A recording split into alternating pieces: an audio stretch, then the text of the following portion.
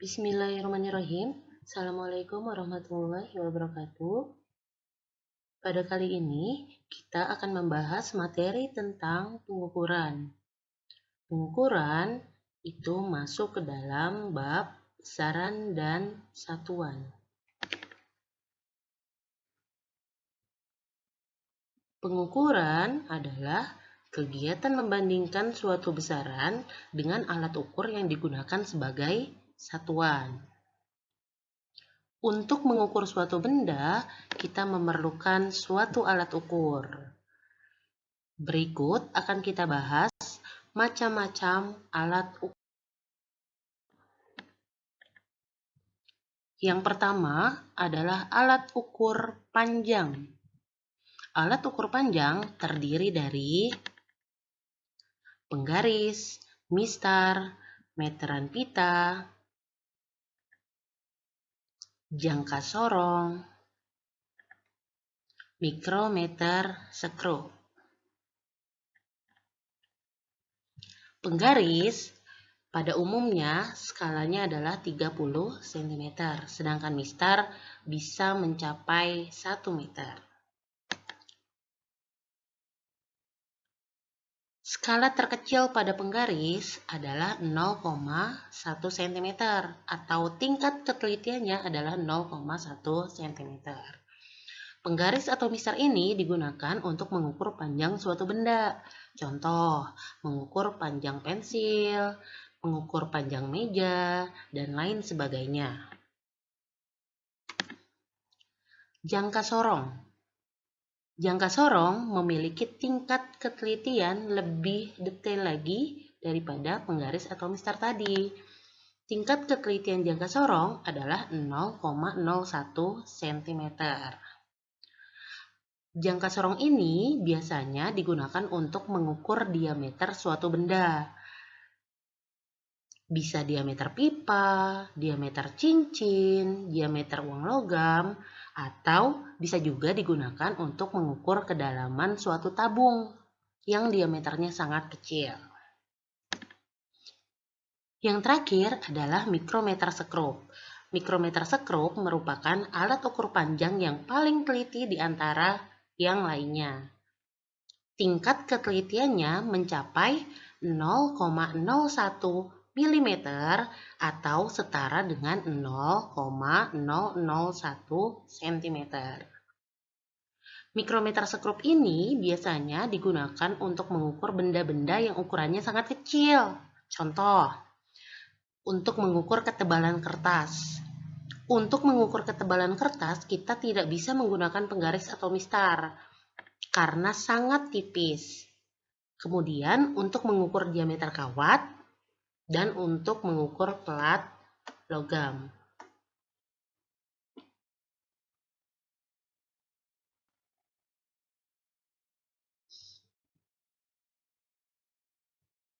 Berikutnya kita akan lebih membahas secara detail mengenai cara membaca jangka sorong dan cara membaca mikrometer skrup. Nah, yang pertama kita bahas adalah cara membaca jangka sorong. Gambar yang pertama ini adalah cara penggunaan jangka sorong. Jadi, benda atau diameter benda yang akan kita ukur, kita masukkan atau kita jepitkan ke dalam rahang di jangka sorong. Sedangkan gambar yang kedua ini adalah gambar skala pada jangka sorong. Jadi, pada jangka sorong nanti ada dua skala, yaitu skala utama dan ada skala nonius. Berikut bagian-bagian jangka sorong yang lebih terperinci lagi. Yang pertama, ada rahang bawah. Rahang bawah ini biasanya untuk mengukur diameter luar dari suatu benda. Misal, seperti gambar yang pertama, ada uang logam. Kita mau mengukur diameternya, maka uang logam ini bisa kita jepitkan di rahang bawah ini. Kemudian yang kedua ada rahang atas. Rahang atas biasanya dipergunakan untuk mengukur diameter bagian dalam suatu benda. Misal, diameter dari pipa, diameter dari cincin, dan sebagainya. Kemudian, bagian yang selanjutnya adalah ada skala utama dan ada skala nonius. Yang terakhir adalah ada tangkai ukur kedalaman. Ini dipergunakan untuk mengukur kedalaman suatu tabung yang sangat kecil.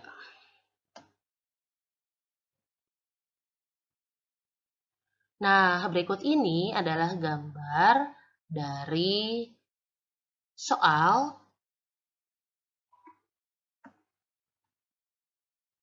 Di gambar ini terdapat keterangan skala utama dan skala nonius. Skala utama yang bagian atas, sedangkan skala nonius yang bagian bawah. Skala utama di sini terbaca 0, 1, 2. Sedangkan skala nonius yang di bawah itu terbaca 0, 5, 10, dan seterusnya. Bagaimana cara menghitung pengukuran ini? Caranya adalah dengan menentukan nilai skala utama terlebih dahulu, baru menentukan nilai skala nonius. Caranya bagaimana? Silahkan disimak. Skala utama di sini tertulis sama dengan 0,3 cm. Berarti kalian harus lihat skala utama yang ada di atas. Cara menentukannya ini dari mana sih 0,3? Yaitu dengan cara melihat angka 0 di skala nonius. Angka 0 skala nonius itu letaknya adalah, angka 0 skala nonius letaknya itu di sekitar angka 0,3 skala utama. Jadi, skala utama yang kita masukkan adalah 0,3 cm. Ingat ya, untuk jangka sorong hasil pengukuran berupa sentimeter. Yang berikutnya adalah menentukan skala nonius. Skala nonius berarti yang harus kalian lihat adalah skala yang di bagian bawah. Cara menentukan skala nonius adalah dengan melihat garis skala yang berdempetan atau lurus dengan skala utama. Mari kita lihat. Nah, garis yang berdempetan, skala noniusnya itu adalah 3. Maka skala nonius besarannya adalah 3 dikali 0,01 cm. Sama dengan 0,03 cm. Dari mana sih 0,01 cm ini? Ini dari tingkat ketelitian jangka sorong. Bisa kalian lihat di slide sebelumnya. Maka hasil pengukuran dari jangka sorong ini adalah skala utama ditambah skala nonius. Sama dengan 0,3 ditambah 0,03 sama dengan 0,33 cm.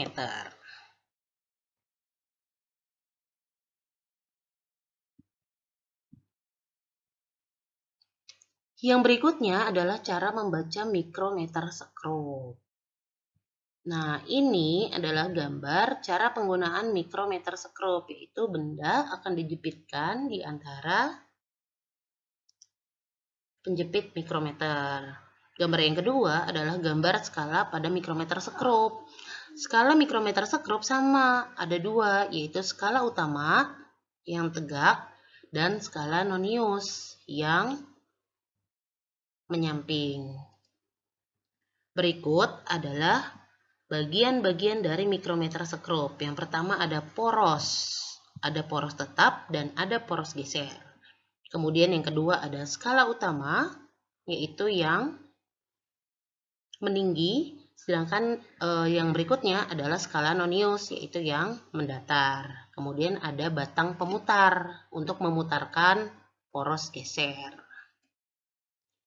Nah, ini dia adalah gambar soal atau gambar pengukuran dari si mikrometer sekrup. Dari gambar ini, tentukanlah hasil pengukurannya. Bagaimana cara mencarinya? Cara mencarinya adalah sama dengan menentukan skala utama, skala nonius, baru nanti ketemu hasil pengukurannya. Sekarang silahkan disimak. Skala utama. Skala utama pada gambar ini adalah skala yang meninggi, yaitu di sini ada angka 0, 0,5, 1, 1,5. Kemudian baru nanti ada skala nonius. Nah, batas skala utama yang terlihat di sini adalah sekitar 1,5 mm. Ingat ya, kalau mikrometer sekrup, dia hasil pengukurannya nanti dalam bentuk milimeter. Skala utama yang terbaca adalah 1,5 mm. Kemudian yang berikutnya kita menentukan skala nonius. Skala nonius berarti yang harus kalian lihat adalah bagian yang mendatar. Bagian mendatar yang berhimpitan dengan garis di skala utama adalah angka 30. Kalau sudah dapat angka 30 ini kita kalikan dengan 0,01 mm. Dari mana sih angka 0,01 mm? Yaitu dari tingkat ketelitian si mikrometer sekrup. Maka hasilnya adalah 0,30 mm. Maka hasil pengukuran dari mikrometer sekrup ini adalah skala utama ditambah skala nonius, yaitu 1,5 ditambah 0,30 sama dengan 1,80 mm. Nah, ini adalah gambar tadi skala utama, yaitu sekitar 1,5. Yang kedua adalah alat ukur massa sekitar 30. Yang pertama ada neraca 2 lengan, neraca 3 lengan atau disebut juga sebagai neraca Ohaus. Neraca 3 lengan ini memiliki 3 balok, yaitu balok yang pertama menunjukkan ratusan, balok yang kedua menunjukkan puluhan, dan balok yang ketiga menunjukkan satuan.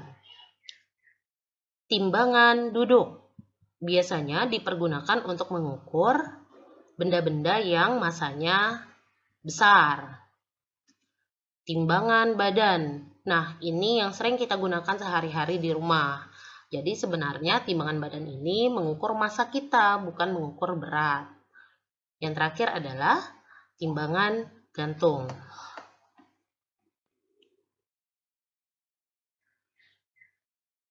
Yang ketiga adalah alat ukur waktu.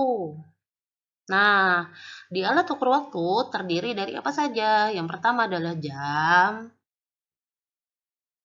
tangan atau arloji, stopwatch, kalender, dan jam pasir. Yang keempat adalah alat ukur arus listrik. Yang pertama adalah ampere meter, yaitu digunakan untuk mengukur kuat arus listrik. Voltmeter digunakan untuk mengukur tegangan listrik. Ohmmeter digunakan untuk mengukur hambatan listrik.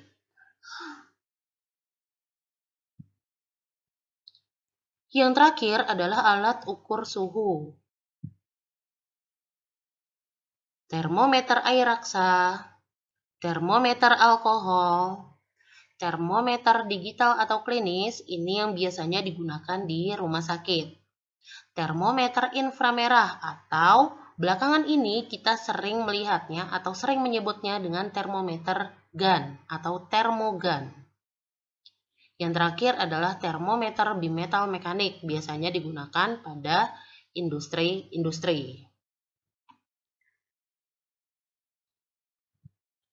Sebelum kita ke pertanyaan atau latihan soal, kita lihat dahulu contoh soal berikut. Di sini akan dibahas 4 contoh soal. Yang pertama, yaitu membaca jangka sorong. Pada gambar ini terlihat ada 2 skala. Skala utama yang atas, yaitu 0, 1, 2, dan skala nonius yang bawah, yaitu 0, 5, 10, dan seterusnya. Cara membaca pengukuran ini, yang pertama kita menentukan skala utama. Berarti yang kalian lihat adalah skala yang di atas. Cara menentukan skala utama di sini yaitu dengan cara melihat angka 0 pada skala nonius. Angka 0 ini terletak pada apa? Nah, angka 0 ini terletak di sekitar 0,7 dari skala utama. Berarti skala utamanya kita tulis 0,7 cm. Yang berikutnya skala nonius. Skala nonius yang kita gunakan adalah garis yang berdempetan atau lurus dengan skala utama. Nah, garis yang berdempetan ini adalah skalanya adalah 6. Berarti skala nonius sama dengan 6 dikali 0,01 cm. Sama dengan 0,06 cm. Maka hasil pengukuran jangka sorong ini adalah skala utama ditambah skala nonius. Sama dengan 0,7 ditambah 0,06. Sama dengan 0,76 cm. Contoh soal yang kedua adalah cara membaca mikrometer skrup. Caranya bagaimana? Sama, kita menentukan skala utama dan skala noniusnya terlebih dahulu. Skala utama di sini yang terlihat adalah 4. Berarti kita tulis 4 mm. Sedangkan skala nonius adalah skala yang berdempetan dengan skala utama. Di sini adalah angkanya 30. Berarti skala noniusnya adalah 30 dikali 0,01 mm. Hasilnya sama dengan 0,30 mm. Ingat ya, kalau mikrometer skrup, dia satuannya adalah milimeter. Hasil pengukuran dari mikrometer skrup ini adalah skala utama ditambah skala nonius, sama dengan 4 ditambah 0,30, sama dengan 4,30 mm. Contoh soal yang berikutnya adalah pengukuran volume. Nah, di sini ada volume benda yang tidak beraturan bentuknya. Cara mengukurnya bagaimana? Dengan menggunakan gelas ukur yang diisi air. Jadi, untuk mengukurnya melalui 3 tahap. Yang pertama, memasukkan air ke dalam gelas ukur. Tahap yang kedua adalah memasukkan benda ke dalam gelas ukur yang berisi air tadi. Dan yang ketiga adalah mengukur perubahan volume air. Dari gambar ini berarti pengukuran volume benda tidak beraturan, yaitu volume batu, sama dengan volume akhir dikurangi volume awal. Sama dengan 40 dikurangi 20. Sama dengan 20 ml. Contoh soal yang keempat adalah pengukuran massa. Pengukuran massa sangat mudah, yaitu tinggal menjumlahkan massa yang diketahui. Di sini, di gambar ini, ada sebelah kiri ada benda P, dan di sebelah kanan ada 3 benda. Yang ditanyakan adalah berapa massa benda P? Caranya adalah dengan menjumlahkan ketiga massa benda yang ada di sebelah kanan. Permasalahannya adalah satuannya berbeda. Kita ibaratkan massa yang pertama adalah 0,5 kg. Ini harus kita ubah dulu menjadi 500 gram. Massa yang kedua, 1 kg kita ubah menjadi 1000 gram. Massa yang ketiga, 50 gram. Tidak usah kita ubah. Maka massa benda P adalah M1 ditambah M2 ditambah M3 sama dengan 500 ditambah 1000 ditambah 50. Hasilnya sama dengan 1550 gram. Nah, untuk materi pengukuran cukup sekian. Selanjutnya akan ada 5 pertanyaan. Silahkan kalian simak dan kalian kerjakan.